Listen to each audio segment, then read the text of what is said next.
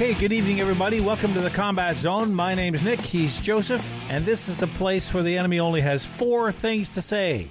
Abandon ship, bail out, take cover, and I surrender. Because there's no place for quarter in this arena. Joseph, hey, we got a show stacked up tonight, I'll tell you what. But let's start. You've been trying to get this through my head for about half an hour now. And I have no idea what you're talking about.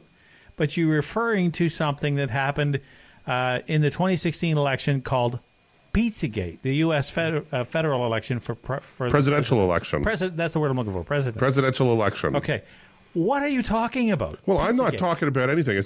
It's become a bit of a thing, and was on Facebook just before the show, and we were noticing that people were asking, what exactly is this Pizzagate thing? Because it came up recently, as I understand it, during a town hall meeting with Andrew Scheer in Kingston, I believe it was, where somebody was talking about something, and then they were rambling on. They asked a few questions, and then they veered into questions about Pizzagate. And the controversy, insofar as Andrew Scheer is concerned, is that he didn't respond to any comments or questions about Pizzagate. And then later on he said, well, I didn't hear anything about it. I didn't hear the question. And the question that provoked was, the subsequent question was, well, how could you not hear it? Surely you must have heard it, and you ought to have, dismissed it or debunked it or whatever. But that led to the question of what is Pizzagate exactly? And I saw they were discussing this on Twitter, and I saw they were discussing this on Facebook. Lowell Green was discussing it, and I saw some comments or other about it as well. So this is what Pizzagate was. Very briefly, this is the definitive explanation of Pizzagate. First of all, it's a completely debunked, silly, invented, fabricated conspiracy theory that allegedly originated when some of the senior Democrat operatives during the election campaign in 2016 had their emails hacked, and emails were then posted to private emails were then posted to WikiLeaks, as I understand it.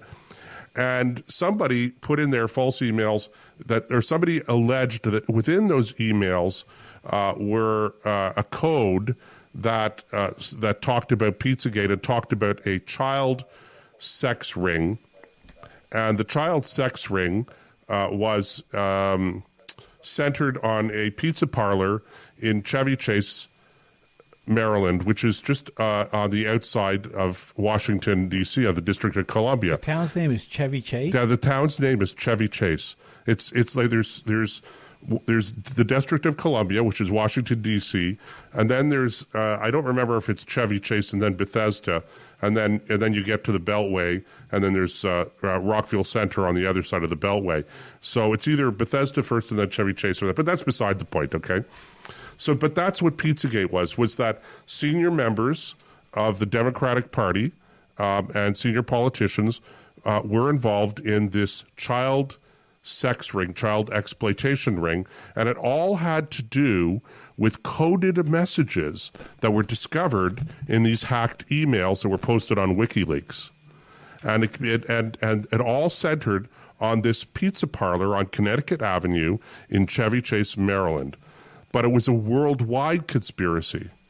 It's kind of not, of course, not true, not in the least. Now, somehow or other, somebody came up with the theory, the idea that Trudeau and members of the senior members of the Liberal Party or senior members of the Prime Minister's entourage or staff were implicated in Pizzagate. And so that was the question. So this is what Pizzagate is. Pizzagate, for those who want to know, Pizzagate really is nothing. Now, I know you may have heard about it on Alex Jones, and you may have seen it on a couple of websites, but I'm telling you, if you're seeing anything, reading anything, hearing anything about Pizzagate that's giving it any credibility, then those are websites that you generally need to avoid, or at least take what they're saying on any subject with a healthy dose of skepticism. So, ladies and gentlemen, there you have it. I promised you that you would get your definitive explanation of Pizzagate. Now, I will say, that when you first told me about this, I went online and I looked up the story of Pizzagate, and it is beyond description. It's just so twisted and just sick. They talk about everything from the occult to satanic worship to child sacrifices and pedophilia and all this stuff. And I'm going, what kind of mind creates this stuff? All okay. right. Well, look, before we go on, a couple of things really quickly, housekeeping items. First of all, if you want to call in and join the conversation live by phone, you can do so anywhere in North America, toll free. Our call-in number is 844-415-2115. That is 844-415-2115. Okay, so that is what's going on. And we better give that number out a few times tonight, Nick, because I'm just seeing that it doesn't look like it's actually posted on our webpage. So I might try to correct that during the commercial break. Not a problem. We'll get our techies on it as quickly as possible. But again, if you want to call in, 844-415-2115, we'll give that number out a few times during the show so you can write it down as well. The second thing is that if you are commenting, as we pointed out last week, we are trying out a new comment section. It's not a true live chat system. So what you have to do is you type your comment in. It is posted right away. But what you actually have to do is you have to refresh the comments from time to time. So just above the add comment section, there's a box. And then above the box, it says add comment. You'll see a link that says refresh comments list. So if you do that from time to time, you'll see all of the new comments that have been posted since the last one that you posted. So those are my housekeeping items for now, Nick. Except to say that make sure you join us if you're taking a break and walking away from the show. We do not recommend that, but some people do it because they can download the podcast later on. On the website by just clicking on the download icon in the player. The only real excuse anybody has, there's only two legitimate excuses for walking away from the show. One is to order us pizza and send it to us, which you could technically do within earshot of the show. And number two, to go to the bathroom. Well, but the point... Outside of that... The point I would make, Nick, I think this is very important, is that you can stream the show later on the website, or you can download it to your computer from the website by clicking on the download icon now, we do in this the player. As a public service, yes. For people who are working now, like EMS people, the people who couldn't take Sundays off in the old days. Or the people who are sleeping. Them, people right? going to bed early. That's right. If you have to get up at 3 a.m, okay, I get it. You don't want to stay up till 11 o'clock. No matter how inspiring and how deeply intellectual the conversation is. And then don't forget, Nick, do not forget that on the West Coast, because we're broadcasting from Ottawa, we're not going to say exactly where in Ottawa, but we're in Ottawa. Yep. So we're in the Eastern Daylight Time because we just had our time change here in Ontario. So if you're on the West Coast, though, it's a 3-hour difference. So you're driving home at 6 p.m. So you may not be listening to us, even if you're in a smart car. Now, I want to point out to you people out there, if you're in a smart car, you can now listen to us live on the internet because you're probably connected to the World Wide Web through your car radio, if that's what you want and you pay for that service. But that's something that we don't have anything to do with. The point that I'm making here is that if you want to listen to us later on, you can, but you will miss the opportunity to participate live tonight in a discussion with Tanya Granic Allen, who is the president of PAFE, which stands for Parents as First Educators. And she will be on in hour number 2. That's right. Tonight, 10 p.m. Now, I should also let the listeners know that we're working on a $250,000 contract with Sirius Radio. And we've got it all filled out. We've signed it. Yes. The hard part is to get them to sign it. That's where we're really having a hard time. For some reason, they're not returning our phone calls.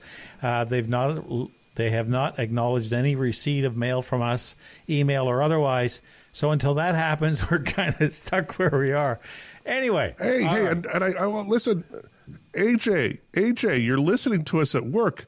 Is that what I understand? I just looked in the comments section. Good man. Now, there is a smart worker right there. I'm telling you, he's going to be so much smarter than his coworkers. Oh, man. For the rest of you guys, please tell your friends about us. Absolutely. Because we want more live listeners participating in the comment section. The dead ones are so boring. All right. Let's get back to business here. Okay, back to our agenda, because now we've dispensed with Pizzagate. We've done the housekeeping items. So now let's talk about Randy Hillier and the Ontario Progressive Conservative Party. Okay, I want to deal with Doug Ford first. Okay, I'll let you get into this. And the reason is this, because when the Liberals were in power and they appointed one of their friends to a high non-elected, non-accountable or position, okay, let's say the head of Hydro One, we crimed all over them, and they deserved it. You know, this was the Doug Ford called the head of Hydro One the $6 million man. Now, Doug Ford gets into office and decides it's a good idea to appoint one of his best friends as the OPP commissioner. Now, there was a huge outcry over that, and I wasn't the only, my voice was in that. I thought, wait a minute, this is exactly what we just threw out. Now, since then, he has decided that wasn't a smart idea and has picked a much better candidate. And the difference between the government in the old days and the government now is obviously Doug Ford will listen to public pressure and respond to it, whereas Kathleen Wynne and Dalton McGuinty would never do that. They were just, that's it, you had to live with it. So on one hand, I want to kick him, and on the other hand, I want to give him a pat on the back. He made the wrong decision, but then corrected it. And that's the kind of leadership you want. Somebody who's willing to say, okay, this obviously is not as good an idea as I thought it was. Even if it seems to everybody else it was a bad idea, at least he admitted it and changed his mind. That's the one thing. Now, the other thing is this, to go back to the Randy Hillier story. Before we get to that, the banning of cell phones. This is a brilliant idea. I'm talking about in classrooms now in schools, in all public schools. Okay, but you're violating the agenda order. But that's okay. Let's talk about the cell phones first. Okay, because I'm doing this in reverse order. Oh, yeah. Okay, fine. No. Cell phones. Right. Let's go on. But cell phones. This was because I want to kick him first for the OPP thing. Then I want to give him a kiss for this. Because let's face it, cell phones never should have made it into the classroom in the first place. Why they got there, I don't know. And I do know in some jurisdictions, I think it was almost left up to the teacher's discretion. That I know in some classes, in let's say some high schools and so on, where kids are prone to carry cell phones, they have a hanging cloth thing with the student's name on it, and they would drop their cell phone in his pocket when they entered the class, so there was no cell phones. But they've gone and made it official and said, that's it, no cell phones. And they've made a couple little caveats saying unless you're using the cell phone as an instruction tool or there's a lesson based on or requiring the cell phone, outside of that, no cell phones in the classroom. And I think it's something that it's unfortunate we have to have a law or regulation around it, but cell phones, as you know, anybody who takes public transit can tell you, anybody can tell you don't have to take public transit, that cell phones are a huge distraction. My daughter and her fiancé, who are getting married in May, just went on a marriage prep course. And they were the youngest couple there. The rest were all in their 30s. And they took about a 15-minute break in the middle of I forget what part of the day, but they took a 15-minute break. And the place was dead silent. So they looked around because they were talking to each other. And they looked around.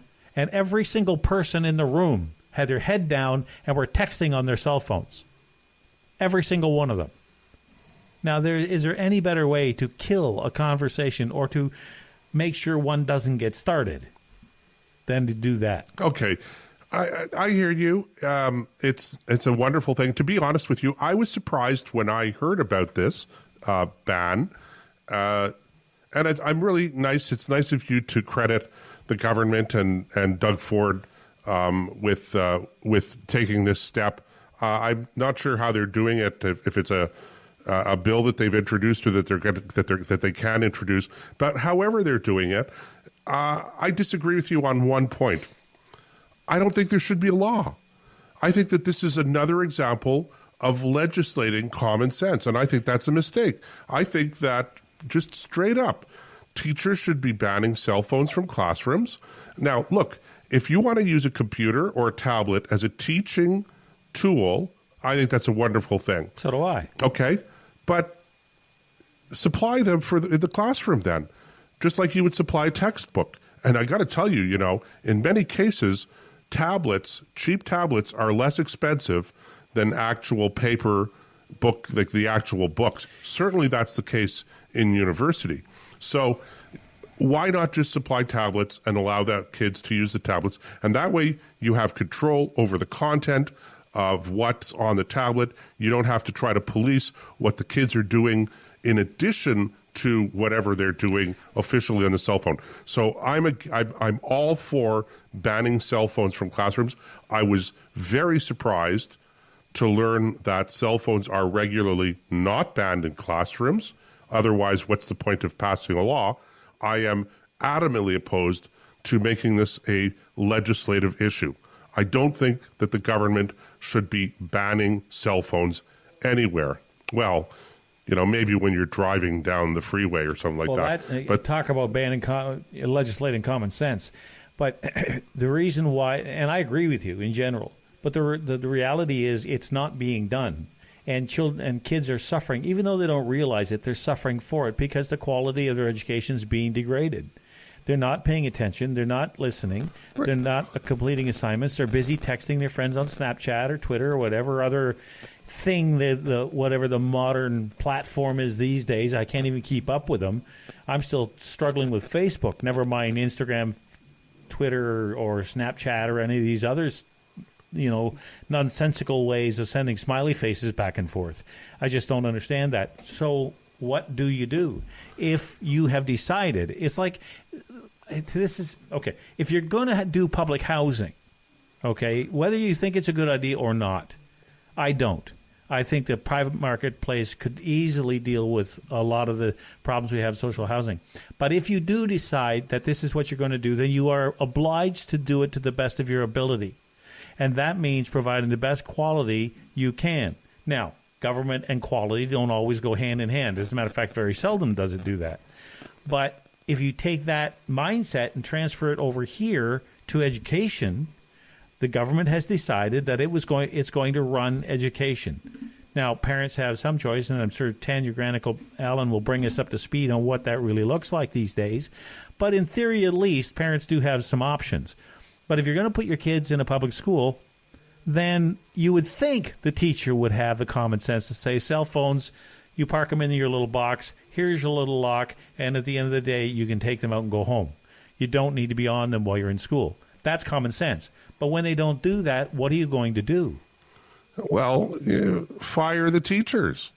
If a teacher, okay, look, you're laughing, but surely to goodness, firing the teacher is just as plausible an action or possible an action as what you're saying, trying to stop the kids from using their cell phones. The truth is, I think that it's easier to stop the kids from using cell phones in the classroom. And if the teachers aren't doing it, well, then the teachers aren't doing their job. Yeah, but and that's in my opinion. I don't see what the problem here is. I see what the problem is. Yeah. I just don't think the solution is passing another law. Okay, but let's go back to your idea of firing the teachers who won't do their job. Fat chance. Good luck with that. There's something called a union. Okay, well, but there's still things you could do. But look, what is it? How have we reached the point in time where kids are texting back and forth on their cell phones during class time? That's what I guess that's the missing part of this whole equation, okay? Why do we need a law? How is it that we've reached a point in time where teachers have so little command of the classroom, so little authority in the classroom, so little respect, so little of the students' attention that kids are using their cell phones in the classroom? For me, I can't fathom it. It's incomprehensible to me. And I think that the problem is far deeper than what passing a law would do. Here's what AJ made a great comment in the comments post. And this is why you listeners out there, you need to get into the conversation in the comments section, okay? AJ says this, well, gents, I'm not someone who's a big fan of bans or banning things. I am also not too big on the cell phone in the classroom bans that way. For me, I would rather see a ban on the policy of not failing kids. If a kid wants to sit on their phone all day, then let them. But if they fail at the end of the year, they have no one else to blame. And in that, they learn an important life lesson. Moving on to the workplace, a boss isn't going to care about your cell phone use at work. If you can't figure things out, you're out the door. So for me, this ban is just another thing they aren't teaching right in schools. There's a lot of wisdom in that. And like I'm looking at this from a superficial level, I grant you, because the deeper thing is the lack of respect that you suggest. How come kids won't listen to teachers? How come their phones are more important? It's because at home and in society at large, we don't place enough emphasis on the individual. We play certainly not on how many people do you know can count more than one or two people in the large group of friends that I have that you would call really close or best, that old term, best friends. There's not many. Most of us, even before this, only had 3 or 4 people, maybe 2, that would fit. Well, that number's dropped dramatically because it's so superficial. The conversations that go on today. Now, if you spend any time in the public circle, walking through a mall, sitting at a coffee shop, riding the bus, whatever it is, and you listen to what passes for conversation today, it's ridiculous. It's almost embarrassing. And there's a deeper. Well, you're right about this being a deeper conversation. If you can even hear the conversation over the texting, clickety click. Now, on this subject, do you recall? Was it about a year and a half, maybe 2 years ago, maybe a little bit more, when the Pokemon craze had hit? Yep. And I swear I'm driving downtown through downtown Ottawa one evening, and I don't know what's going on. It's sort of like the zombie apocalypse has hit because people don't stroll in the springtime or you'll get the odd person strolling up and down the canal, okay, or riding their bike and that. But as a general rule, you don't see every second house the family out strolling down the sidewalk. So I'm driving around, I'm thinking, something's wrong. What's going on here? Because people were walking around with their cell phones, and they're not paying attention where they're walking out of the street and that, collecting these little Pokemon or whatever they were things. I mean, people are stupid, okay? They get obsessed with these things. They certainly can be. And I like to think that I'm not part of that crowd. Look, the bottom line for me is that there's something fundamentally missing, as I say, when we talk about having to pass a law at the provincial level, banning the use of cell phones in classes. There's something fundamentally wrong, and passing a law against using the cell phones in the classroom is not going to address what's missing. Well, from that perspective, if you want to go to the deeper level, of course you're right. I just think that it really is a common sense move that maybe it's the kind of kick in the pants that kids need in order for them to focus, because if they don't have their cell phones to play with, it's like people who smoke. What is the penalty here, by the way? They didn't say. Okay, if anyone out there knows what the penalty is for using your cell phone in a class once this law passes, please let me know. Is it like the cell phone gets confiscated? Like, who's going to be the cell phone police here? What happens to that cell phone? Does somebody pay a fine? Are the teachers responsible? Like, this is the other, it's really easy to pass a law when you disagree that something's going on, okay? I don't like those crumbs on the floor at my next door neighbor's place. I'm going to complain and have a law passed against crumbs on floors. Okay, well, try enforcing that law. It's easy. The easiest part of the legal process is getting the law passed. That's difficult enough. But now you actually have to pay bureaucrats to enforce and administer the law. To me, this is just such a disaster waiting to happen. Okay, Before we go on to Randy Hillier, because I want to give it its due time, there's only a few minutes left before we go on to a break. Let's touch on this, just quickly touch on this Air Ethiopia crash. It's the second in 6 months for this 737 MAX 8 aircraft, and both had large numbers of fatalities on board. This isn't bent landing gear. This is nose first into the ground, and everybody dies. Now, when I was discussing this with my wife, she made a very good point. And I pride myself on knowing a little bit about airplanes, although I don't know much about the regulations around commercial airliners. And she pointed out, she said, first of all, if you want to have an international airline, then you have to play on the international field, and you have to have international standards, which means, because I said, what did you expect out of a country like Ethiopia? You know, are you stepping on board Pterodactyl Air when you get on some creaky old 1936 biplane? Or she says, no, these are modern jets with an impeccable record, safety record for the airline, and this is a tragedy that needs to be investigated. Turns out there were 18 Canadians on that, 6 of them from this city, one of which actually my father-in-law knew.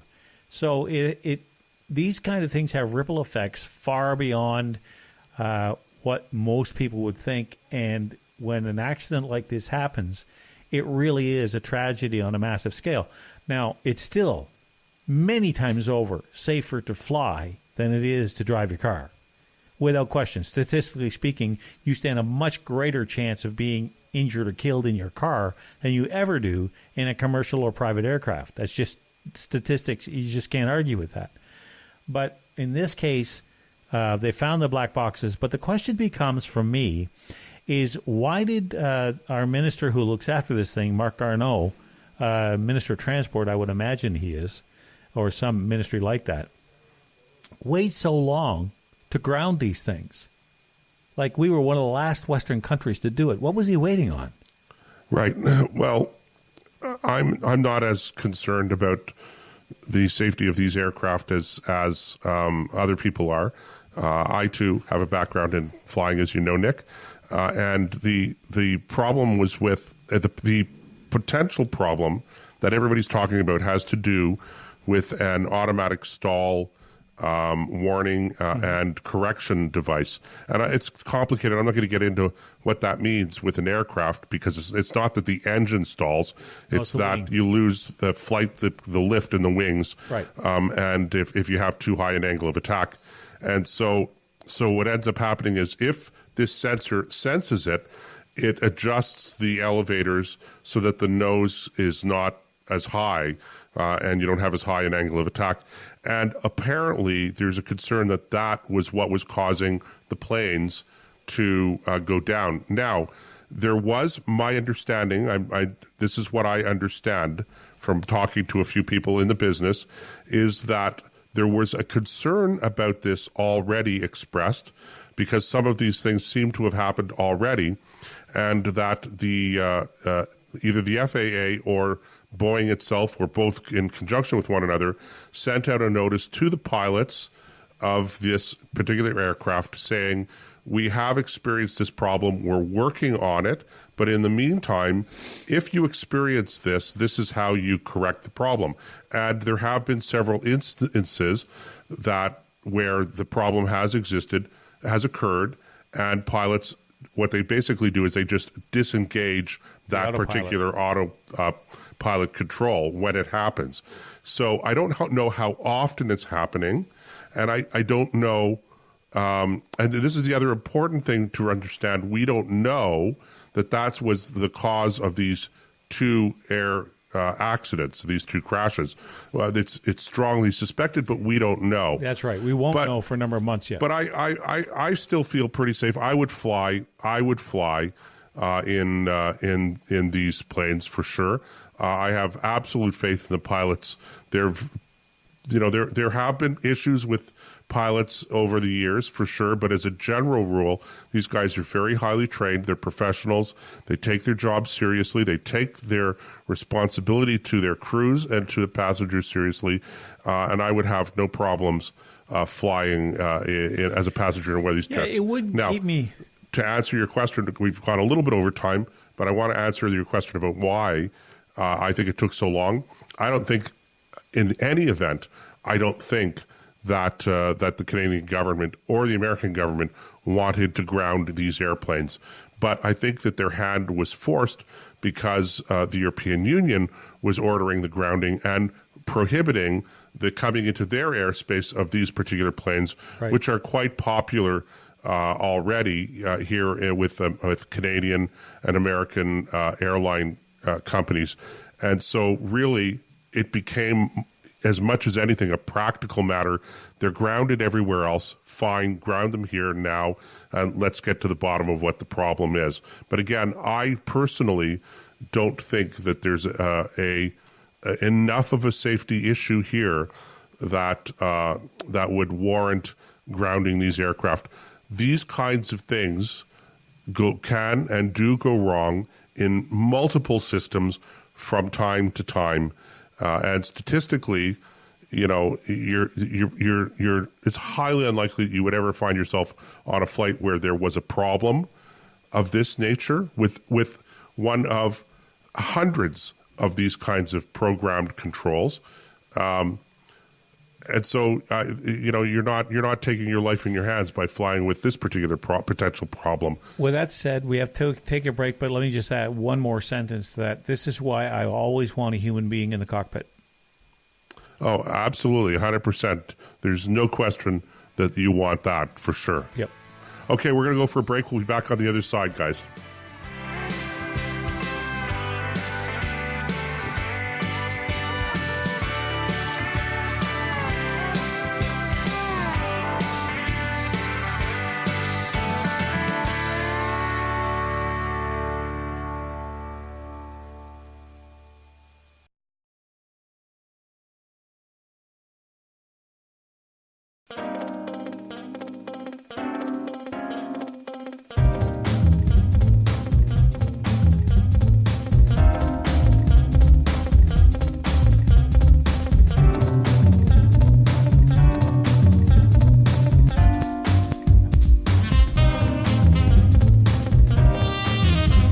Okay, I am Joe, he is Nick, and you are re-entering the combat zone after that lovely, refreshing break.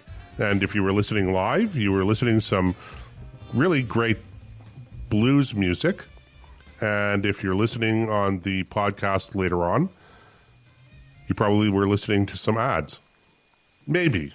Because the ads don't play all the time. It depends. You know, it depends on whether or not our sponsors are actually paying for the ads that are playing on our podcast. And we certainly hope they are. And if they're not, then we're not playing the ads, because that's the way the free market works. And we are nothing if not free marketers. That's right. No argument. Hey, that was pretty good. And you know, if we should be high-fiving while we do that, and maybe a little fist bumping, but no body bumping. Oh no, this is a no body bumping zone, guys. We have a standard. The combat zone is a no body bumping zone between the two hosts. We draw a line. We have standards. Besides, I'm not sure either one of us would survive body bumping. Well, you might, or I might, Nick. I don't know about you. Okay, a little background. Let's do a little background here. Okay, you go ahead and lay out. Okay, so first of all, Randy Hillier is the progressive conservative member of the Ontario Provincial Parliament. So he's a member of the Provincial Parliament. MPP for the provincial riding of Lanark. Yeah, Lanark. Lanark, Frontenac, Kingston, or whatever it is. Well, generally it's just called Lanark. Right. So a couple of weeks ago there was a protest in the provincial parliament in Toronto at Queen's Park. Some parents who were disgruntled about the changes that the provincial government has introduced to the funding program to help cover costs of care for autistic children in Ontario. And a number of parents, a group of parents, were attending the legislature. That's right. And they were engaging in some kind of verbal protest in the gallery. And while this was going on, members of the opposition NDP part, the NDP, not the NDP party, were taunting members of the Conservative Party across the aisle. And Randy Hillier was heard some comment from one of the members of the NDP. That's right. And he responded by going, yada, yada, yada. Literally, that was what he did. Yada, yada, yada. And there were some people that accused him of directing yada, yada, yada to the parents who were protesting in the gallery. Okay, so that's the background to this. Subsequent to this, Randy Hillier was suspended by Doug Ford from the Conservative Party caucus. That was a couple of weeks ago. Yes. And now he is being told, or it appears that suspension might become a permanent ejection from the caucus. And so Randy Hillier, who is a very popular representative in his riding. He certainly is.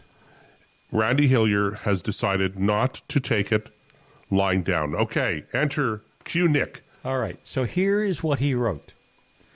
As this is Randy Hillier writing an open letter. To members of his riding association. Right.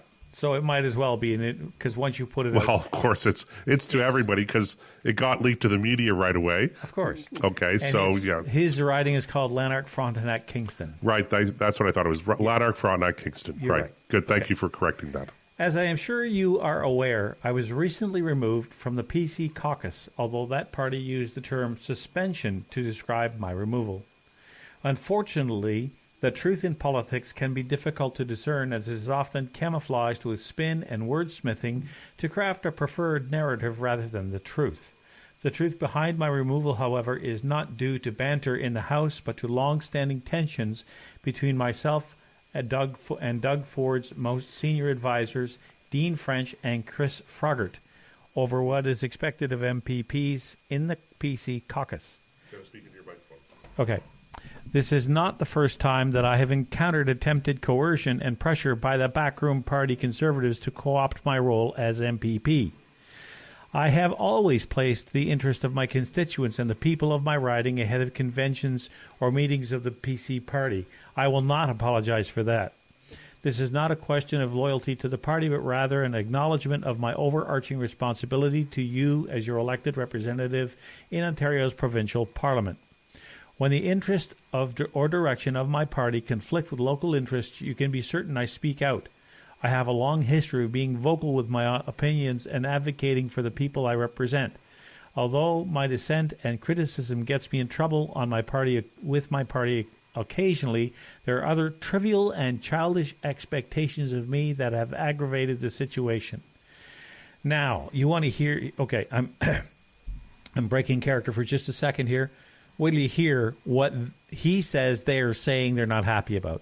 When I challenged the justification for suspension, backroom operatives provided me with a laundry list of questionable and childish grievances. I don't stand up and clap for ministers enough in the House. I wasn't actively retweeting or sharing Facebook posts about the government's activities, and that I was putting my constituents and local stakeholders ahead of party business. Described in a letter in the media as long-standing concerns, the only person who has ever spoken to me about such concerns were Dean French and Chris Froggatt, not the House Leader or Whip. I had hoped that this issue could be dealt with reasonably and with mutual acknowledgement that my suspension was the byproduct of miscommunication and snap judgment. Unfortunately, it has become abundantly clear that the motivations involved were far more complicated, resulting in discussions and negotiations regarding my return to caucus being stalled. The sticking point is both the substantive matters of conscience and the local representation, and the trivial clapping, retweeting, and cheerleading. While I appreciate the significant amount of support from the both party members across the province, as well as local residents, not everyone is aware of the circumstances, which is why I'm asking for your support today. All right. Now, first of all, this is his side of the story. So it's not that I doubt him. I'm not saying he's lying about anything, but there's, as we all know, two people can experience the same thing differently, I think, is the most modern way of saying. Well, just ask your friend Justin Trudeau. That's right. That's what I was trying to refer to. So, but if he's right, I don't stand and clap for ministers enough in the White House. In the House. In Queen's Park. What is he, some trained SEAL? You know, as a matter of fact, this is one of the things that drives me out of my mind when I watch either the House of Commons or Queen's Park. It doesn't matter how much intelligence is not involved in a comment by somebody in the House. The surrounding MPs or MPPs stand and clap and cheer as if it was Winston Churchill himself making the comments. Like, what is this, a circus? It just makes me crazy.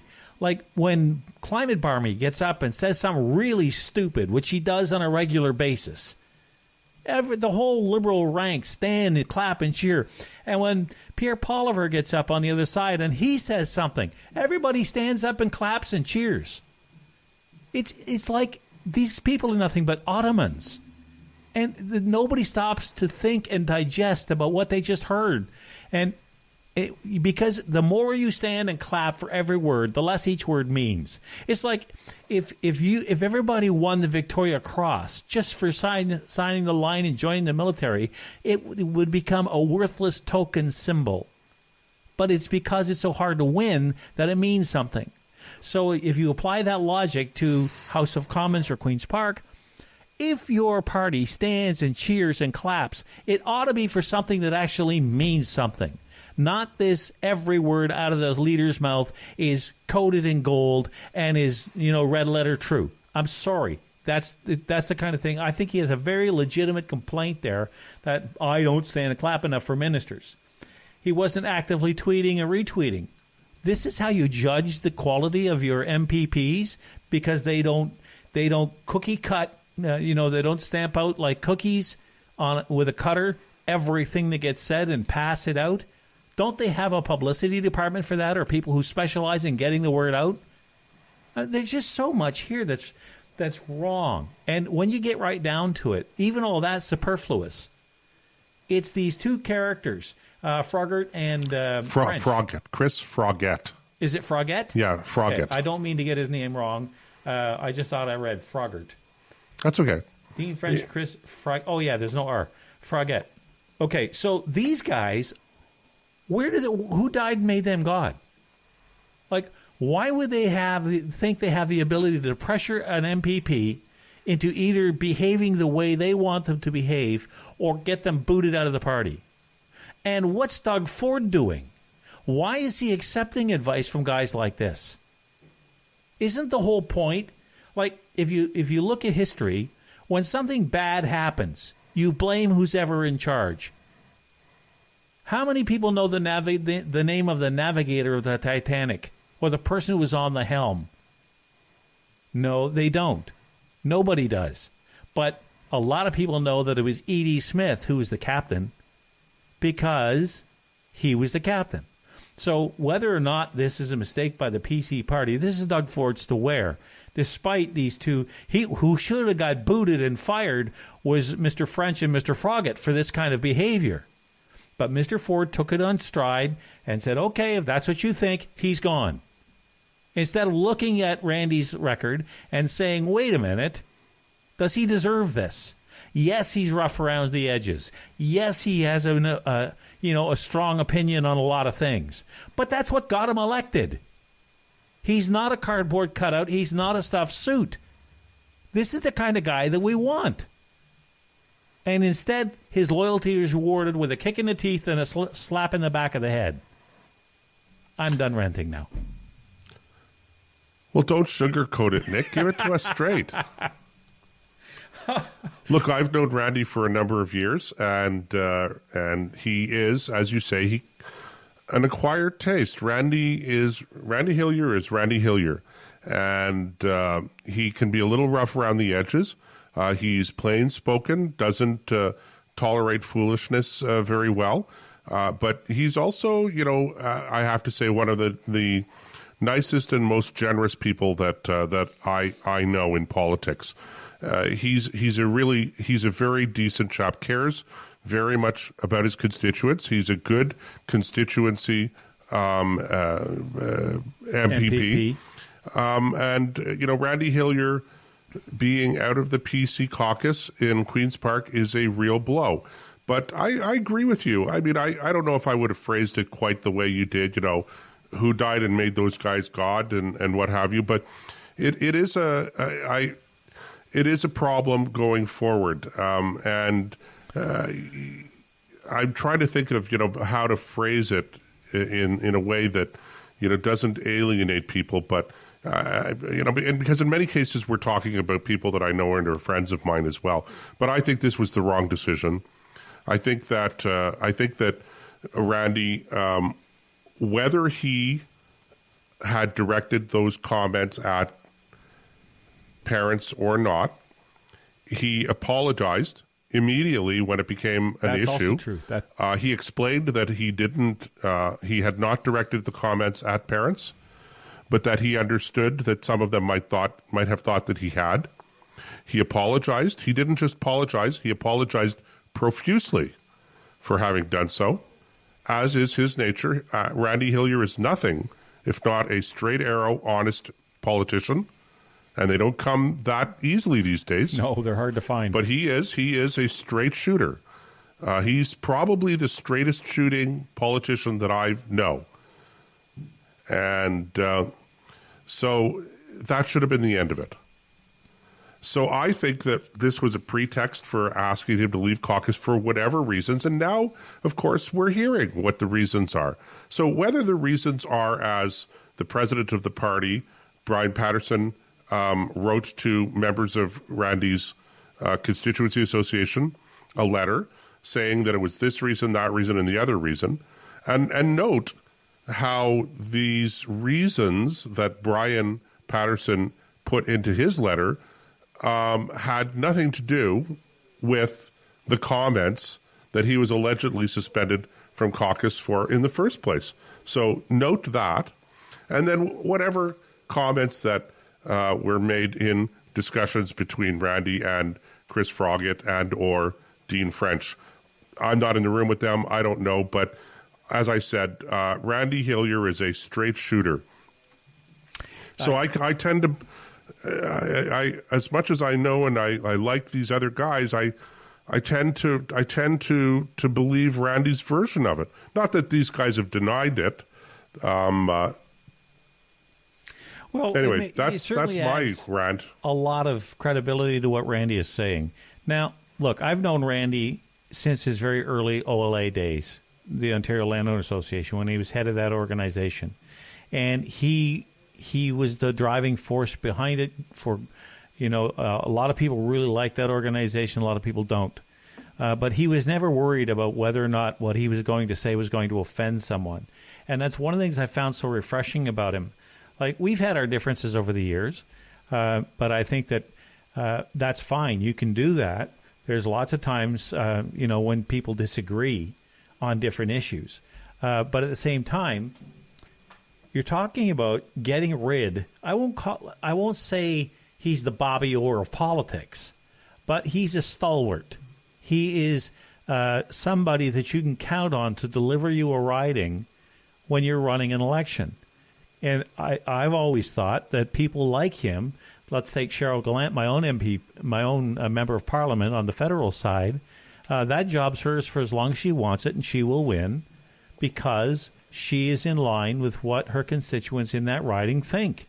And they so far, there's not enough people who are dissatisfied with her to get her tossed. And the point is that when you find a politician that's solid like that, the last thing you want to do is alienate them. So the question now becomes the future for Randy Hillier. We know this is going to hurt the PC party. I don't think there's any doubt of that. How badly, that's yet to be determined. But what about Randy? What happens to him now? If he is booted from the caucus, will he stay as a member of the PC party? Will he run as an independent? And if so, what would that mean for his chances at re-election? Well, it's an interesting riding. It's a great question, Nick. And the riding is interesting because it tends to vote Conservative or Randy Hillier. And I think that you should not underrate the importance of what I'm saying here on that. People vote for Randy Hillier. They don't vote for the Conservative Party. Randy Hillier is immensely popular in the northern section of the riding, Perth and Lanark. Although Lanark not as much so anymore. Not that Randy is personally not popular, but it's become stronger leaning towards the Liberals in parts of Lanark. And then as you get further south towards Kingston, it becomes even more liberal. So it'll be, I think it'll be a problem for Randy to run there as an independent. If he runs as an independent, I think the Liberals win. I don't think that the Conservatives can run anybody against Randy Hillier and win. So I think that they end up splitting the Conservative vote, and the Liberals end up coming up the middle in that case. But that it's not a true dyed-in-the-wool blue safe seat riding for Conservatives. As long as Randy Hillier's there, it is. Well, if Randy or somebody else is running and Randy's not running against him. But I don't think that would be the case this time. I think that a lot of people who would be very upset with not allowing Randy to run for the Conservatives in the next election provincially.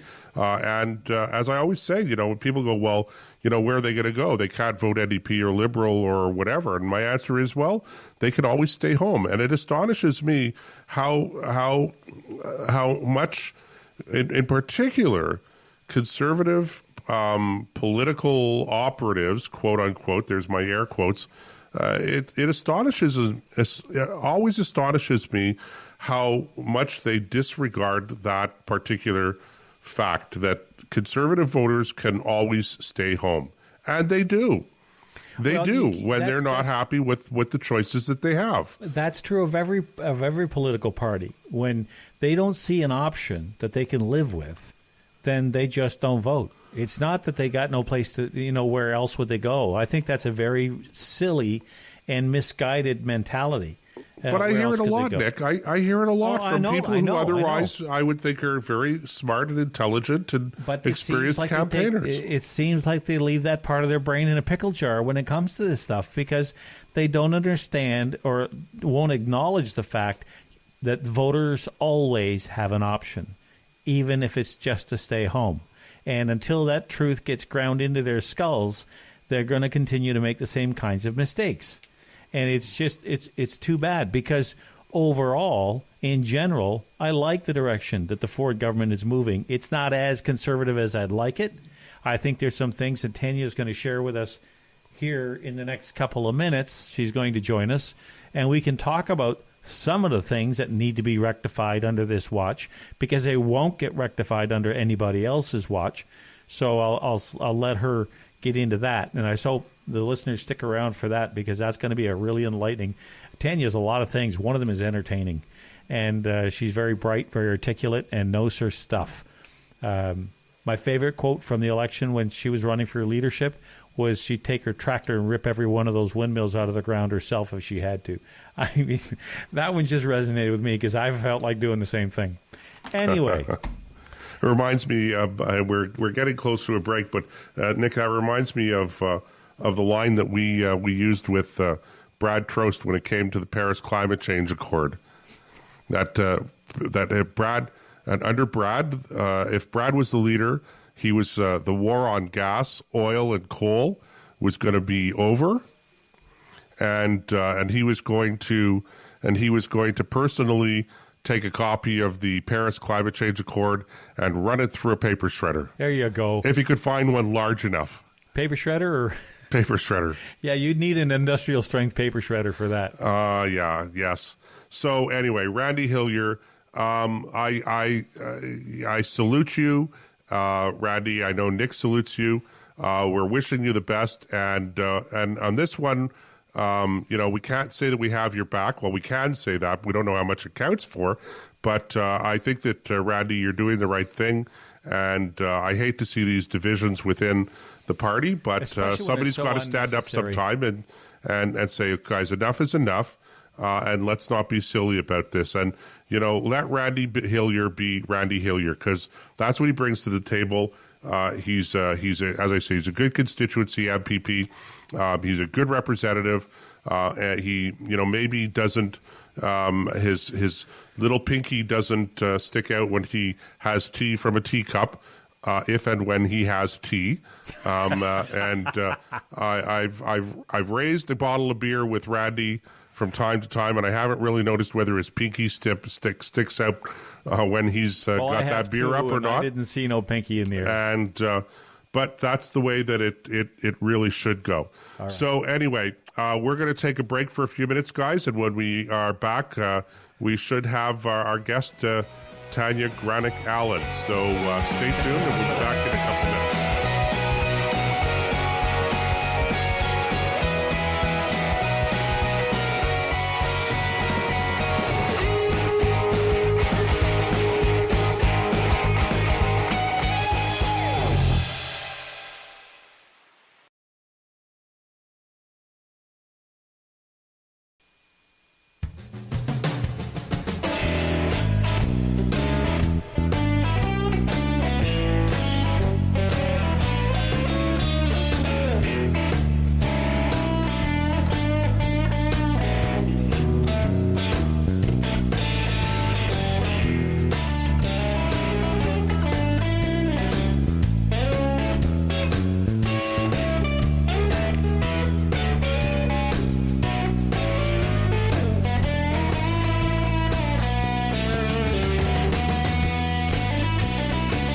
Okay, welcome back to the Combat Zone, folks. I'm Nick, he's Joseph, and joining us for the second hour of the show, we have a very special guest. Tanya Granic Allen is here with us. She is the president, I think that's the right title, president of Pay for Parents as First Educators. Welcome to the Combat Zone, Tanya. It's a pleasure to have you on board. Hi. I'm happy to be here. Thanks, Nick and Joe. Now, what we thought we'd do is, first of all, kind of give us a little update about what's been going on since the last election, because most people are aware of. Okay, I'm going to jump in here. Executive privilege. Not that I'm a bigger executive than Nick's, but no. Tanya, start off by telling our listeners a little bit about yourself and your organization. Let's do this in a logical order. Okay. Okay. You know what?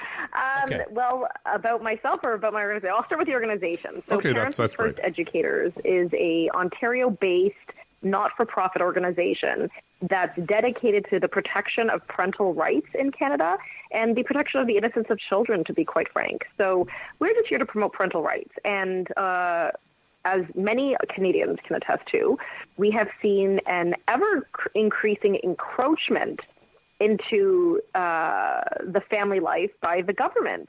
And in the last 5 years, I think it's been unprecedented, the amount of the trampling on parental rights, especially in the province of Ontario, which is here in Canada. Sorry, say that again, Tanya. Just missed that last sentence. Yeah, so in Ontario specifically, under the leadership of Kathleen Wynne, the former premier and leader of the Liberal Party of Ontario, we have seen we've seen unprecedented encroachment onto parental rights and the trampling of parental rights. So much so that families are concerned that they can't raise the children according to how they want or the values that they want to pass on to their children, because the government will say, no, you can't do this, we'll take your kids away, something like this. So it's been a problem, and I know a lot of Ontarians are cautiously optimistic that the new Doug Ford government will be better on the file of parental rights. But, time will tell, because so far, we still haven't seen very much improvement. Okay, well, let's talk about some of the things that were done under Kathleen Wynne to lay the foundation for what's going on with Doug Ford. There was a bill called Bill 89. Can you remind the listener of what that's all about? Bill 89? Yes, Bill 89 was basically a piece of legislation that was to amend the Child and Youth Services Act, which I guess was long overdue to be updated, and that's fine. So this is the act that governs how children's aid societies, family court judges, family lawyers, how they execute and operate under what jurisdiction, and it basically pertains to children, youth, and foster agencies, CAS, children's aid societies, things like this. So this act governs those agencies and the process of interacting with young children who are at risk and things like this. So there were some good things that came out of Bill 89, but there were also some very, very, I shouldn't just say controversial, but just downright wrong things that came with Bill 89. So it definitely needs to be fixed. But one of the most egregious errors against parental rights was the inclusion of that. Basically, if you have a child, here's one of the facts: if you have a child who is gender dysphoric or is confused or gender questioning, and if you as a parent, and say this child wants to change sexes or switch genders, if you as a parent don't seek out medical treatment as the government would see fit, or even therapies, or even sex change operation, if you will, then that you would be considered an abusive parent, and that child would be deemed as a child at risk, and the government would be able to go in and take your child away until they deem that child is no longer at risk. And it's happened. I've heard from CAS workers. I've heard of at least one concrete story where this has happened, and I've heard from other parents who are concerned that their child who is gender dysphoric, that their child might be taken away if they don't get a chest binder or if they don't put them on hormone blockers, things like this. Now, Tanya, does the law stipulate any age requirements for this kind of thing? In other words, if obviously there's a difference as to whether or not your 13-year-old is coming home and talking about, the fact that they're confused about their gender, or a 6 or a 5-year-old even. And we've heard here in Ottawa, where CHEO is actually one of the world leaders in childhood gender transformation. I don't know what term to use properly here. So we've heard of cases where kids here as far as young as 5 and 6 and 7 years old are having some treatment done already. So does the law talk at all about this? About the age cohort in which gender dysphoria would be addressed?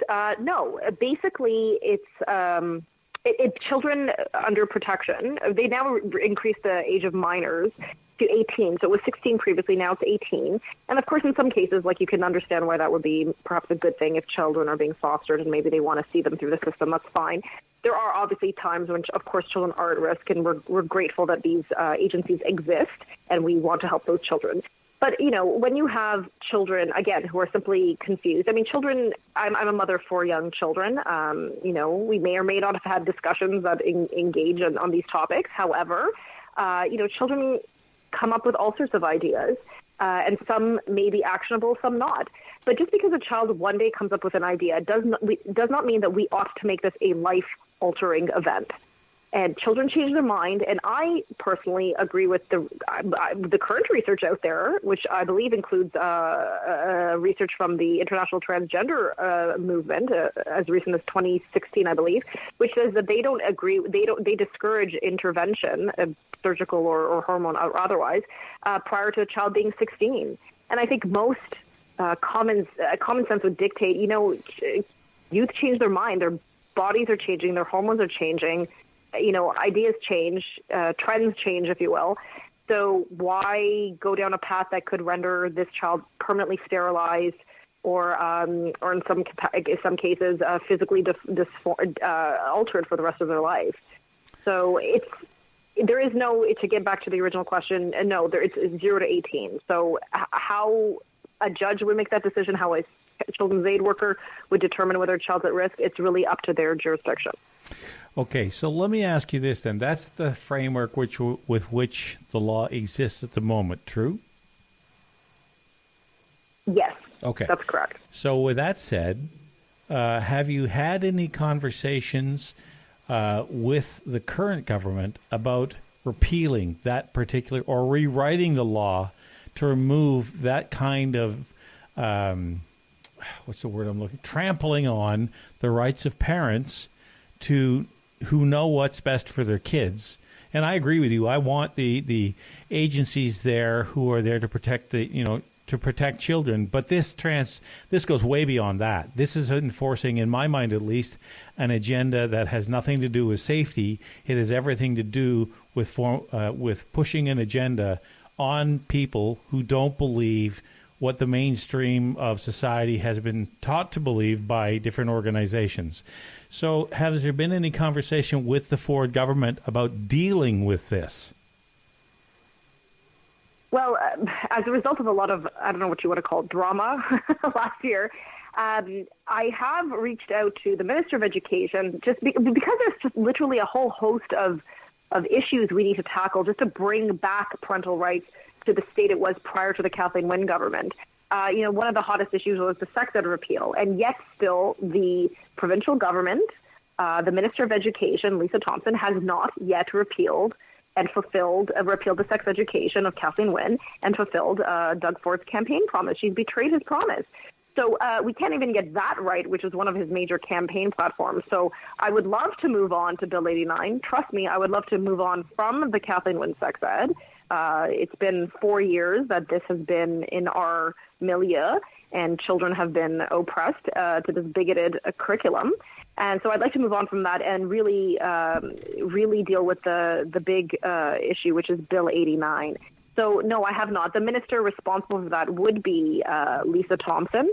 And I look forward to, in the near future, engaging her on this issue. Because at the remains of the day, it's not the government who knows best for the children. In most cases, it's the parents.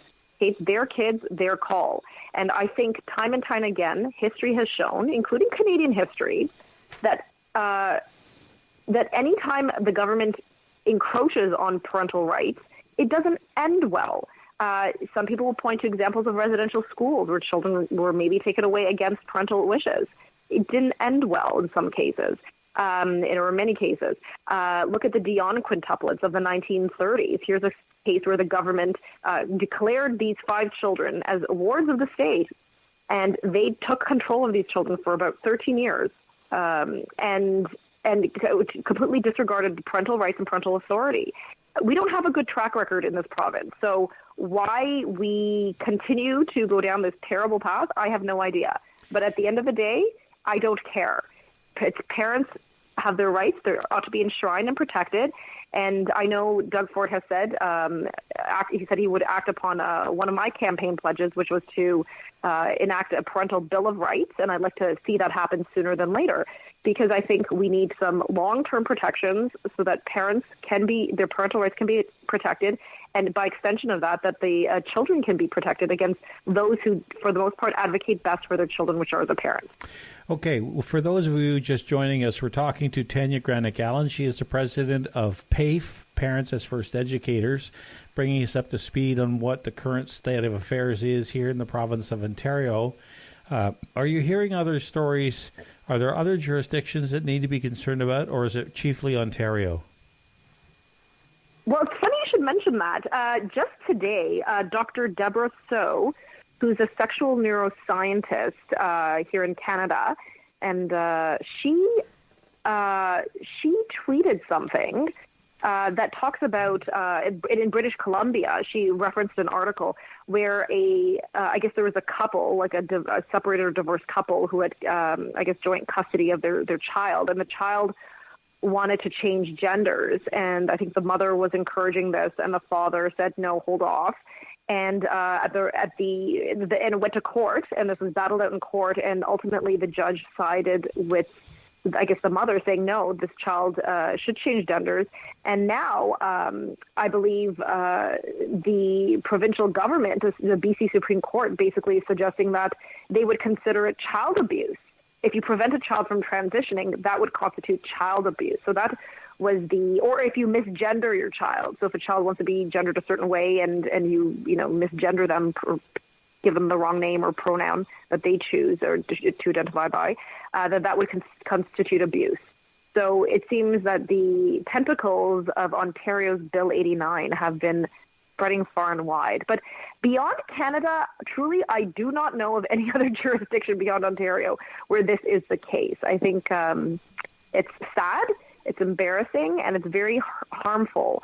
And it's embarrassing that Ontario is leading the path down this dangerous path of meddling with the family. Basically. Okay, well, let me ask you something, and only because I think it's a prudent question to ask. I don't doubt you, but I'm just curious. Are there any medical studies that show damage done to children by, for lack of a better term, forcing them to change? Or because you're right, I've got 8 kids, and they change their minds all the time about different issues. You could sit here. Any parent could sit here and tell you stories about, boys that wanted to play with dolls, girls that wanted to play with trucks, but it was a passing fad, and these kinds of things. I lost my train of thought. Well, while you're trying to recover your train of thought, Nick, I wanted to be a ballet dancer. Oh, but I just didn't have the body for it, I guess. That didn't help, Joseph. I wanted to be ballet dancer, but I ended up playing rugby instead. I know where you were headed with this. You want to know, how many, what is the percentage? Is there any scientific research out there, or any kind of statistical research that shows, does this do long-term harm? Well, I can tell you one thing. The foremost international expert on gender identity studies within children was Dr. Kenneth Zucker, who we had, I would say, the privilege of having right here in Toronto, Ontario, Canada, as the head of at the Centre for Addiction and Mental Health. So he ran a clinic where parents who felt their children were experiencing gender dysphoria could take their child and have an ongoing dialogue and seek out therapy, I guess you would call it, or just engaging in discussions with a doctor who knew a lot about this study and focused on this area of research. And I believe, I don't know the exact statistic. I believe it's somewhere between 85 and 95%. I believe it's about 90%. 90% of children who experience gender dysphoria will revert to their biological sex by the time they're adults. So if you have a 13-year-old female who says, I think I'm a boy, and they decide to switch genders, if you will, by the time they're 18, they generally speaking will revert back to their biological sex. Well, see, to me, I think that's a lot of research does show this, but it just proves to the point that, taking hormone therapy, which again can render, say, females permanently infertile, or hacking off body parts, or permanently disfiguring oneself, or just again going through a sex change procedure, that just because a child desires that doesn't mean that that's actually going to be what their long-term goal is. So look, my brother's a lawyer. I come from a very legal background where I'm all about liability. I would not want to have that decision on me as a parent. If my child wants to change genders at the age of 12, I don't think that they're going to, and I would hate to have the liability that 6 years down the road when they're 18, they say, Mom, why'd you let me do that? Didn't you know that I was just some fad or something I was just thinking about? Why would you let me do that? I didn't know better. Why would you let me do that? So I'd rather adults make that decision. If somebody wants to go through hormone blocker therapy, or they want to have a sex change operation and they're an adult, that's their decision. But for children, I really think we're headed down a dangerous path if we as a government condone this behavior. And I think we're going to end up with a lot of lawsuits on our hands eventually. Oh, I don't think there's any doubt about that. To me, it's always seemed common sense. Like if you had 200 people in a room and you simply took a DNA sample, you could tell how many men and women were in the room based on just what the DNA record tells you. You don't need to do any more than that. And because your DNA is so basic to who you are, there's no denying it. And yet, so many times in our culture, you have all kinds of the wildest claims being made about. Take as an example, one of the reasons I think it's a lot of it is stuff and nonsense. Never mind the biological argument that you can't. People. One of my favorite lines is by Ben Shapiro when he gave a talk. and somebody asked him, why won't you why won't you acknowledge the identity of somebody who claims to be a girl when he's a boy? He said, well, how old are you? She said, 20 years old. He said, why aren't you 60? And she had no answer for that, because you can't be 60. You can't be something you're not. And that was his whole argument. So when you look at just a couple of common sense things, none of this makes sense. None of it.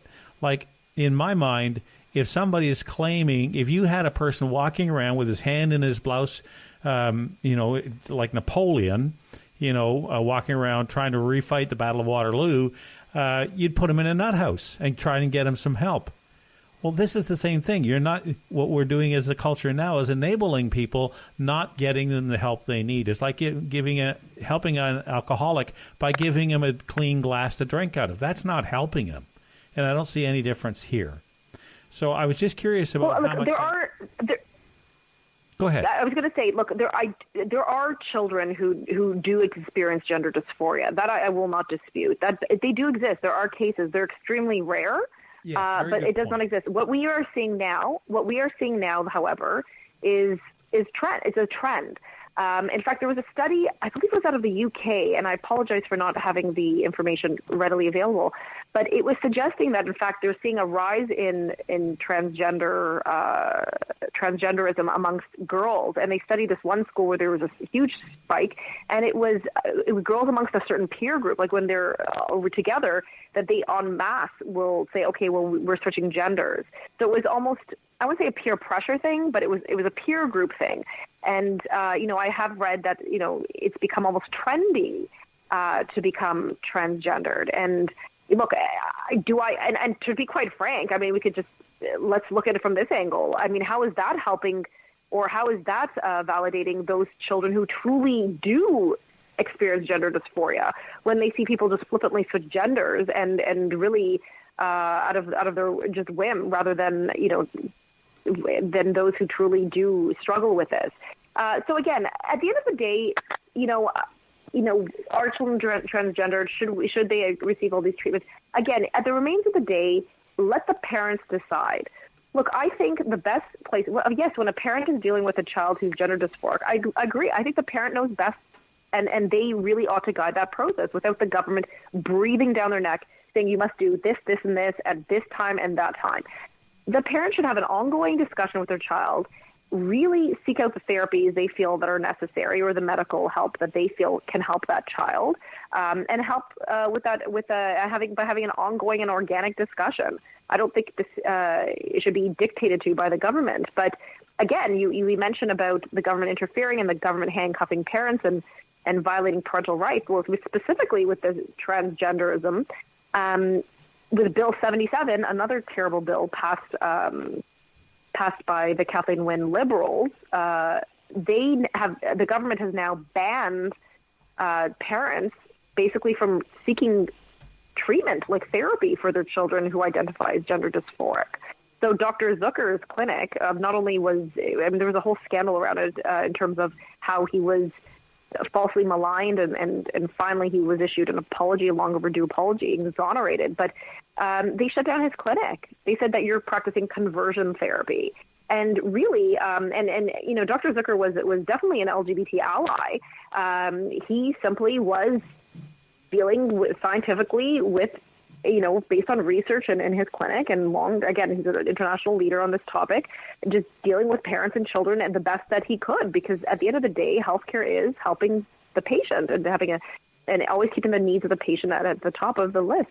And the last thing I think that any doctor would want is for a child who is not transgendered, but maybe is exhibiting that, but in fact there's some underlying issue that we're not dealing with, and as a result there are treatments being engaged in which will have long-term effects when in fact the child really has some other issue. So again, let the parents drive that process, and I think as long as we respect parental rights, then we're going to be on a decent path. Now, just to set the record straight, I wasn't saying there were no cases of where gender dysphoria was real. Obviously, you're quite right. They're very rare, but that I'm not trying to trivialize a serious situation. Just in general, I tend to agree with you. There's a right, and there seems to be a trend where people are drawn to this, even if they're not necessarily feeling that way. Joseph, you want to jump in? Yes. It's a peer pressure, a lot of peer pressure, I think. And that's not unusual, right? We see this. I remember when I was in high school in Toronto back in the 90s, I remember it was trendy to be bisexual. I remember it's just kind of, there are these fads and trends. And again, I don't want to trivialize children who do experience gender dysphoria, but, when everybody's doing it or whatever that expression is, it feels good peer to pressure, do it kind of happens. Yep.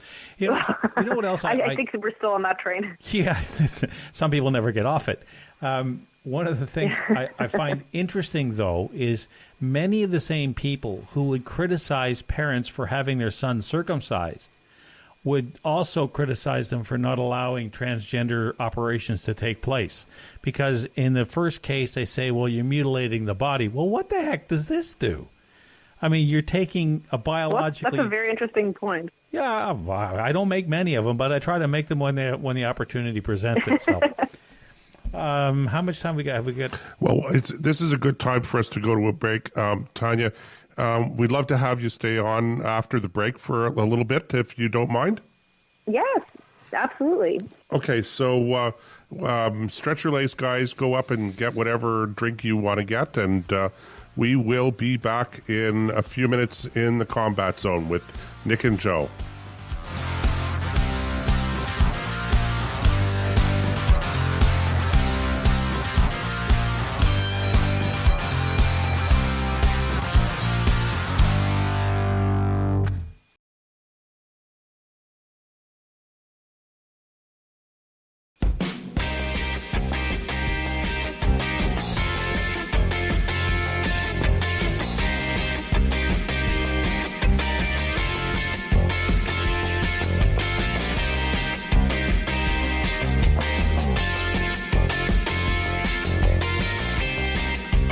Welcome back. As I said, I'm Joe, he's Nick, and our guest tonight for the second hour is Tanya Granic Allen, who is the president of Parents' First Educators, PAFE.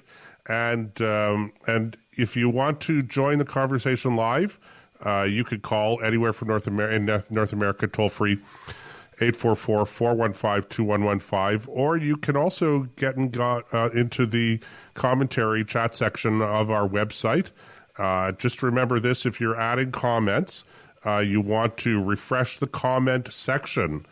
There's a link just above where you add your comment that says refresh comments list. So do that from time to time so that you're getting to see, because they're not actually, they post live, but the comment section doesn't update for you viewers live. Anyway, you're with us still, Tanya, I expect, right? We didn't lose you in any technical glitches. Yeah, I'm still here. No, I'm here listening to you guys gab on. I kind of enjoy it. Okay, well, good for you. Okay, you're going to do a commercial for us, obviously. We're going to have fun the second half hour. We're going to have a bit more. We'll make it lighter. I know we talked about heavy stuff, but that's okay.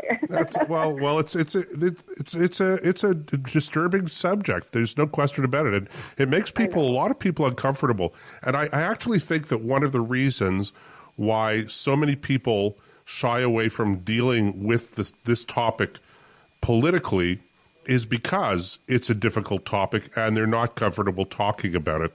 And I suspect that a lot more people are as concerned as you are and as we are about the trends that we see out there, but they just don't feel comfortable expressing that concern.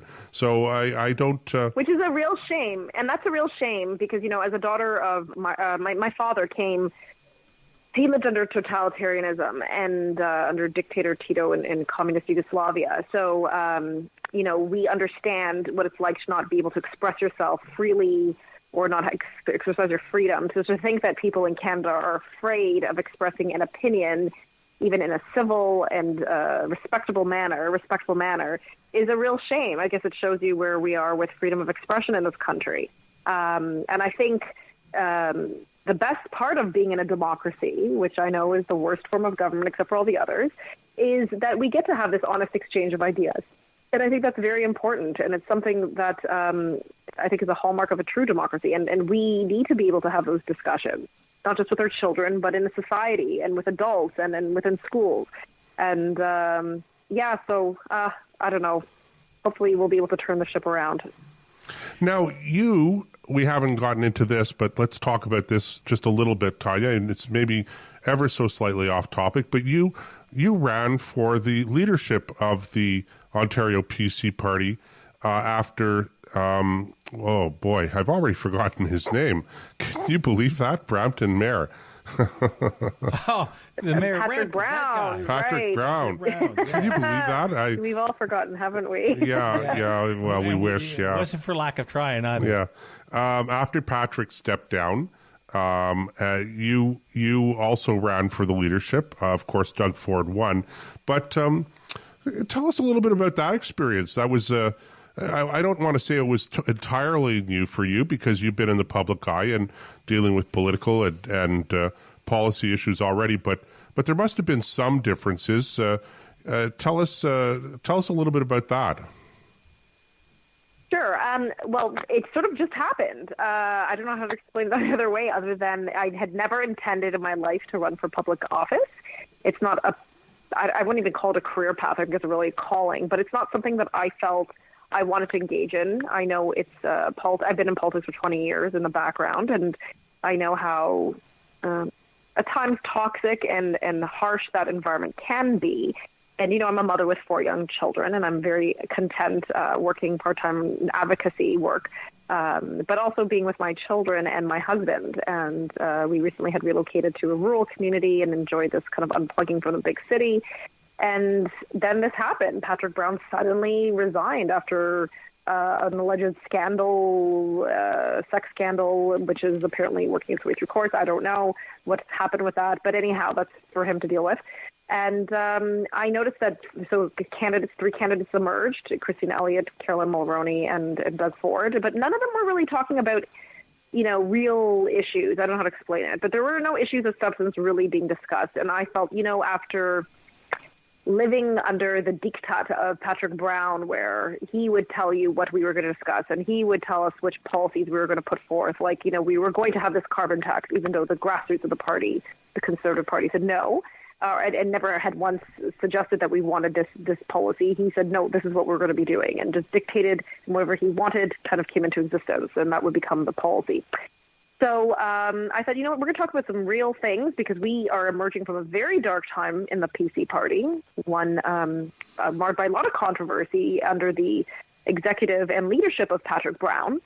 And we need to emerge from this stronger and more grassroots driven and more focused. So I raised a lot of issues on transparency and democracy, on being against carbon taxation or any new taxation, and perhaps most notably on the scandal, which is the Kathleen Wynne sex ed curriculum and why it ought to be repealed and replaced. And I was very happy. And of course, one of my famous lines of ripping out the wind turbine. So ending those, terribly costly corporate contracts, green energy corporate contracts, which just are, sucks Ontarians dry.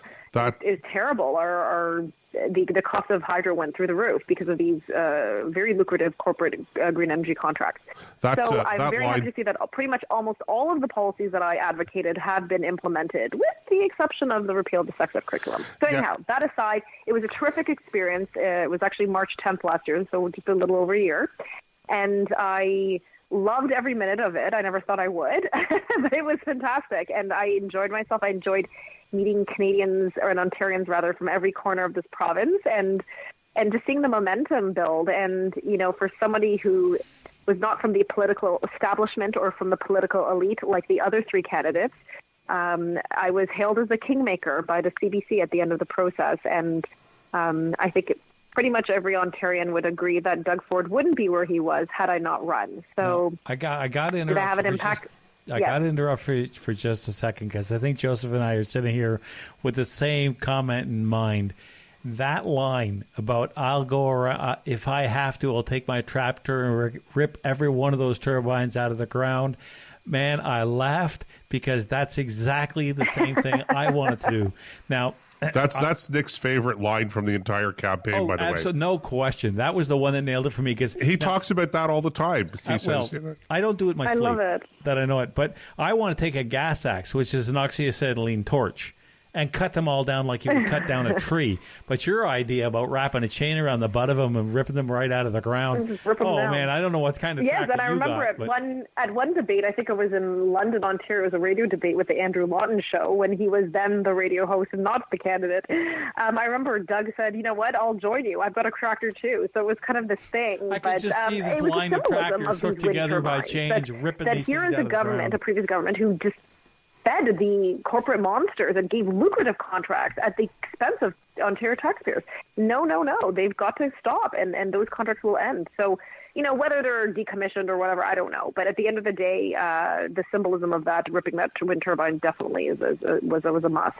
Now, go ahead, Joe. And I want to say that, you were, prior to the leadership campaign, well known as a social conservative activist in the political world, and what I particularly found refreshing was that you were able right away to demonstrate a solid grasp of issues completely outside of the traditional sort of socially conservative gambit, and to have solid ideas around those and to explain your positions, and I thought that was refreshing, and it just goes to show you, as I'm constantly telling people, that we social conservatives are quite mainstream, and we do have strong feelings about a wide range of policy issues. We're not just focused on these one or two issues that would be typically characterized as social conservative.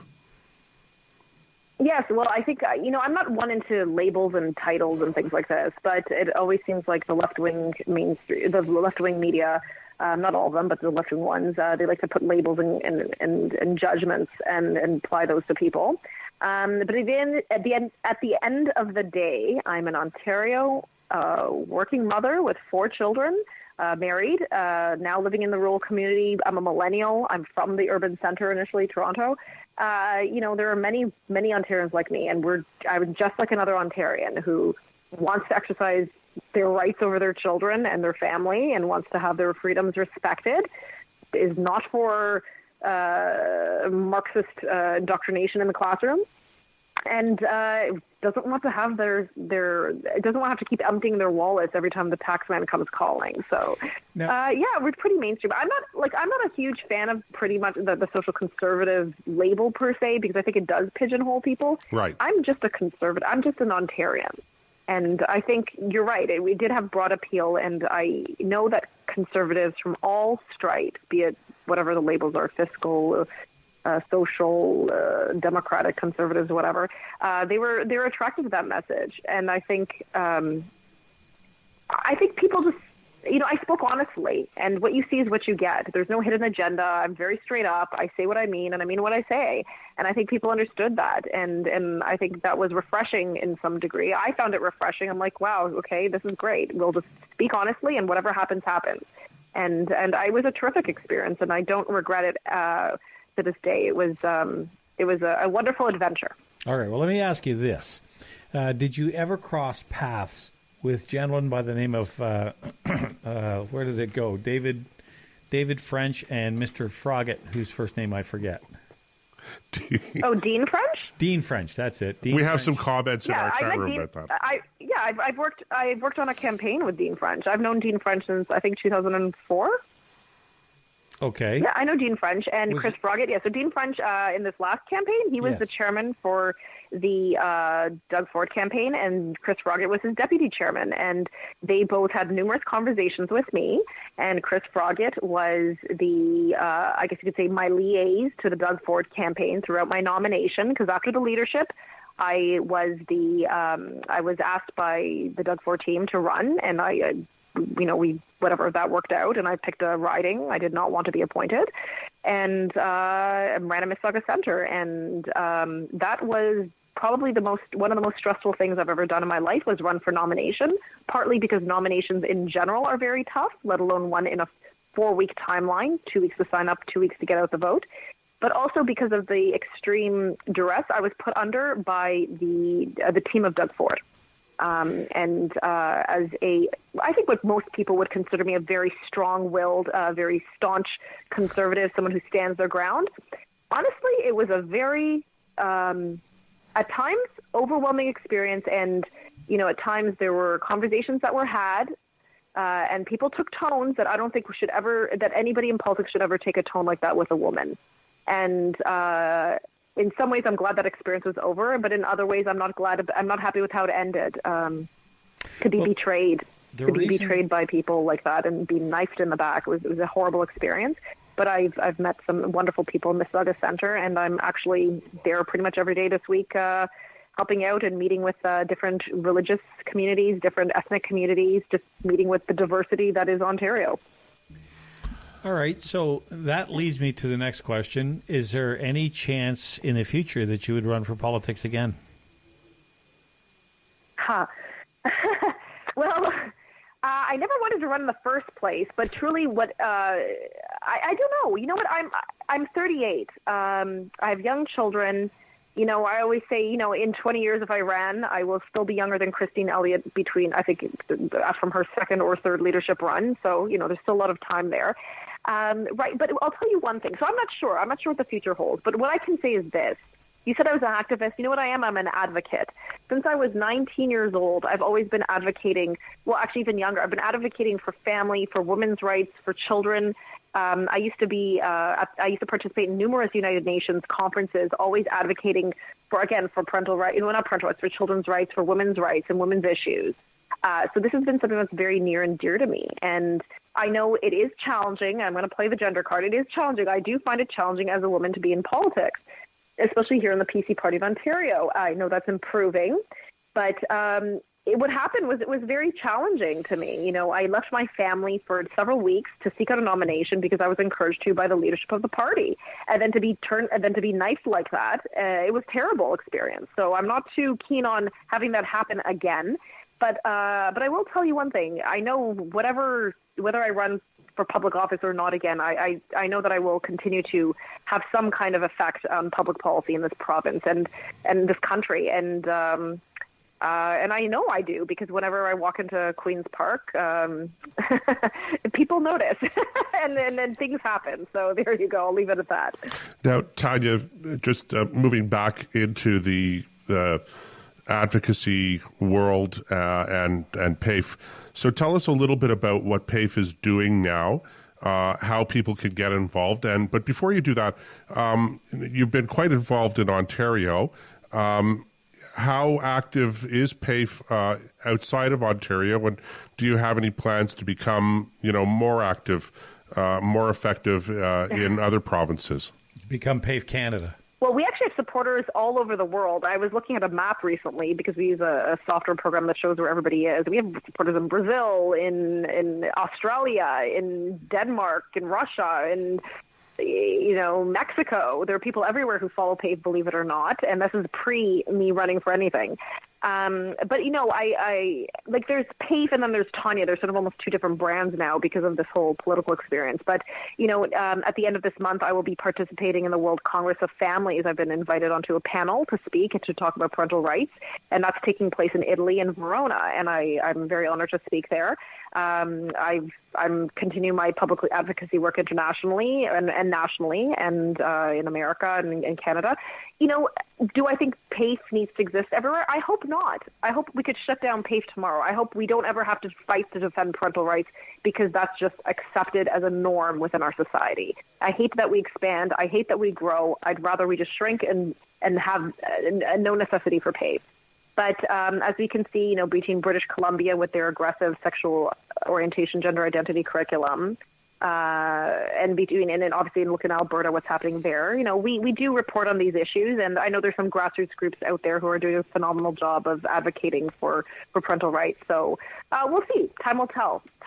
And we have been involved federally, obviously with Bill C-16.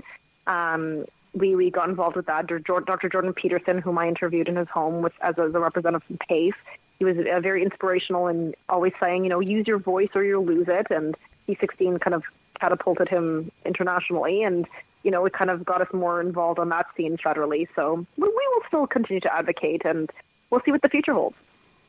So tell us, how do people get involved? How do they reach out to PAFE? How do they join you? How do they get more information?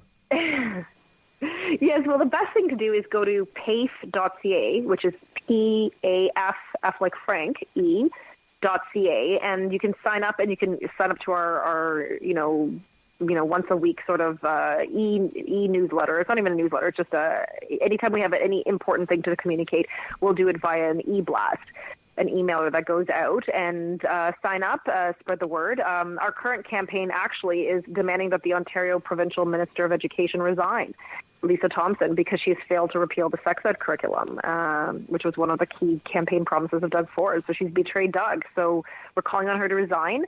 And we're always doing many campaigns. But we want to be an active group, and I think that's important, because at the end of the day, I mean, even with this autism issue, not to digress here, but that's another example of the government dictating to parents how they should dictating to parents, whereas parents are the best advocates of what their children's health care needs are, and the parents should be the ones to make those decisions and not have the government handicap them. So that's another issue that PAFE hasn't taken it on, but, we've had many parents ask PAFE, could you please be more vocal on this? I personally have, but as an organization, we'll see. All right.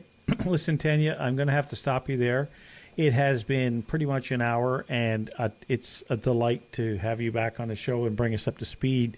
And you're right, these are dark issues in many cases, but at the same time, I take great comfort in knowing someone with your passion and the passion of your organization are out there fighting for the rights of parents. And if anybody can go to pafe.ca and render assistance of whatever is necessary, either becoming actively involved or a financial donation or whatever it is, I certainly hope they'll do that. And I hope that you'll come back and join us again. Thank you. Thank you so much. All right. Well, with that, I'm going to wish you good night. God bless, and we'll see you again soon. Thank you. All right. Good night. So that was Tanya Granic Allen. And she's always a ball of fire. A great lady, a wonderful advocate for, not only conservative causes, but especially for the most important one, and that's parents and their rights, as I like to put it, the sovereignty of the parent over their children instead of having the state do that. So to have her on was a real treat. And you can see why she is so effective. Yeah, and she made, I think, a very big impact politically during the leadership campaign. If she had not run, I suspect strongly that none of these issues would have been issues that would have been talked about. But more than that, she forced the other people, the other candidates for the leadership of the party, not just to deal with these family-oriented or parental rights issues, but to deal with other things like the Green Energy Act, like the carbon tax, the carbon tax, like the future of the party itself, and accountability of the leadership within the party. And we didn't really get into it, and I apologize if I know some of our listeners probably wanted to touch on or get into more detail about some of the machinations and goings on around Tanya Granic Allen and what subsequently occurred between her and the party leadership and some of the party insiders after she was nominated, after she won the nomination in the ridings that she was going to run in. But it was, I don't know all of the details, but I know it was a mess. I think that there were some hard feelings. There are noses that are still out of joint. I think that listeners probably got that. But I didn't want to get too deeply into it. So for those of you out there that really wanted to focus on that, don't blame Tanya. She wasn't dodging the question. I was sort of pushing that away a little bit myself. So blame me, as most people do. Just before we part, company tonight with the listeners. I want to Are we remind about to them, part company with the listeners? well, the show's about to end. Well, yes, soon. Very soon. Yes. So in a few moments, I want to really encourage them to spread the word about the show. There is a donate button if you like what we're doing, and if you can Donate make a small $5 a month, guys. Come on, just $5 a month to keep this show free for everybody. That's right. That's kind of the paradox. That's right. The free balloon rides, 25 That's like, cents a piece. it's kind of like our own matrix. We're in our own matrix here. That's right. And believe me, I hate doing this, but in order to keep the show going, we do need to have some financial resources to work with, because we got to get Joseph a decent computer. No, this is a great computer. It was just my fingers were just a little twitchy there. Macs. I don't. I've never liked Macs, and nothing you can say to me is going to make me. This is not a Mac. This is not a Mac. This is a piece. This is a. Is it not an Apple on the front? No, it's not an Apple. This is the Microsoft symbol. This is a Microsoft All right, I take Surface. It's a Surface book or whatever they call it. Really, actually, it's one of the best computers I've ever had. So I'm very pleased with it. You're I've had it for. supposed to say, "Oh, it's so creaky and old. I need to have it replaced." I am not afraid to take the blame when I ought to take the blame for something that's happened. So don't blame the hard. Well, no, I won't say that. We had that awful buzz a couple of weeks ago. We had 2 weeks in a row we were having a buzz in the and that turned out to be the mixing board. Yes, it our did, mixing board. We replaced the since. mixing board, and We have replaced. yes, we have the technology. Yeah, I just want to repeat what second what Nick was saying. Tell people about the show. We want to spread the word. We'd like to get more listeners. We'd like more participation from you, the listener. We appreciate everything that you're doing for us already. If you're so inclined and you like what you're hearing, send us a quick donation. Yeah, it could be a little bit every month, or it could be a whole lot all at once. We'll take them either way. We don't put a limit on the number of zeros on the check. Right. The donate button is right there on the website, All right. guys. With that, I think it's time to bow out. For those of you going to the Canadians for Language Fairness brunch this coming Sunday at Carlingwood Restaurant. In Ottawa, for those of you who are in Ottawa. That's right. Joseph and I will both be there, so you'll get a chance to see us in the flesh. Yes, Nick will be signing autographs. Well, bring your favorite T-shirt. He'll sign your favorite T-shirt for you. You can, and you'll never wash it again. That's right. And I'll ask Joseph 3 times how to spell his name so I get it right. All right, folks. You guys all have a great night. We'll see you all again next Wednesday.